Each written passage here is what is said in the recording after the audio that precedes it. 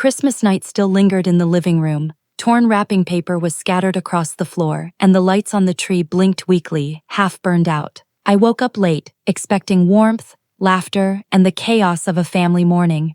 Instead, there was silence. The house was empty. Every coat was gone from the hooks, every suitcase missing from the closet. On the kitchen counter sat a note. Keep an eye on the house. Finish the leftovers. Beneath it lay my credit card receipt. First-class tickets, resort bookings, fine dining, all paid with my money. I didn't scream, I didn't break down. I just stood there in the silence and let the truth sink in. I wasn't family. I was their convenience, the worker bee, the provider, the shadow. They left me scraps and expected me to guard their hive while they enjoyed the honey. That was the moment I buried whatever love I had left for them and uncovered something else. Looking back, I should have seen it. The way they whispered when I walked into a room. The gifts that got cheaper every year for me, while theirs got bigger and flashier. The constant expectation that I'd cover every bill because you're doing fine. I wasn't family, I was just a wallet with a heartbeat. And like any wallet, they thought I had no voice. I didn't call them, I didn't chase them, I planned. First, the money. Every dollar they thought belonged to them, I quietly moved. Silent transfers, closed accounts, and a trust set up in my name only. Second, the house, the mortgage, utilities, even the insurance, everything under my name. They never noticed, they never asked, and now I was stripping their names off the deeds like old labels peeling from mail. Then came the welcome. I left the lights on, the tree glowing, and the table set as if I were waiting for them. But what waited wasn't dinner, it was truth. When they finally came back, sunburned and laughing, their luggage hit the floor with a heavy thump. The front door swung open, and they froze.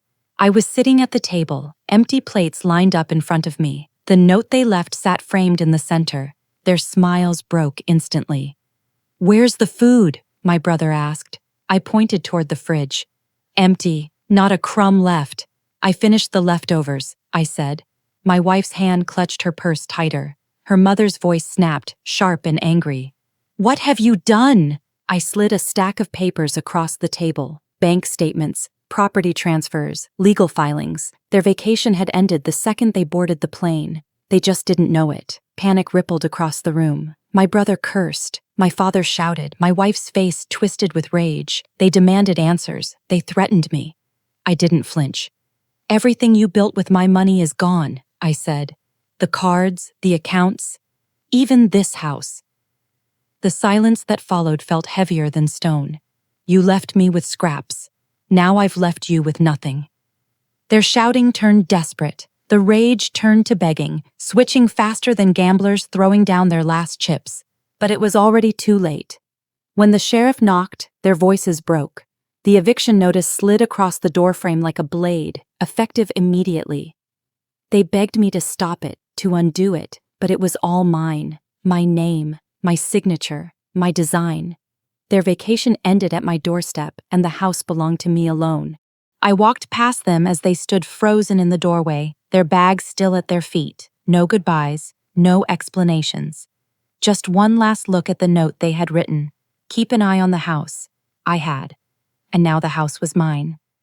People ask if I regret it, if family should always be forgiven, no matter how badly they hurt you. My answer is no. Because real family doesn't abandon you for comfort. They don't spend your money and leave you with scraps. But they did.